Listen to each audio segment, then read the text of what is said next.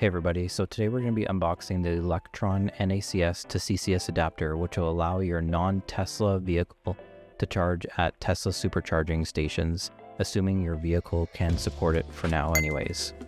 So this box is pretty plain. You can see on the outside there's just a few markings. Let's go ahead and open it up here. Some styrofoam, a couple of pamphlets in there too, just explaining some of the different accessories and warranty options they provide.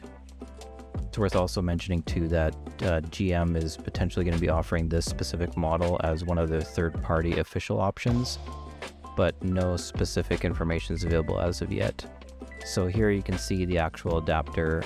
It's pretty heavy, pretty nice build. It's all metal with a plastic casing around the outside. You can see here how they've removed the AC pins from the top, so you can only use this for DC fast charging. The actuator lock at the top is pretty beefy. It's all metal. You can see here too the Tesla part of it has its own separate unlocking button from the bottom, so you kind of have to hold it in a different way when you're unlocking the NACS connector. But otherwise, yeah, it's a pretty good solid adapter and I can't wait to give it a try.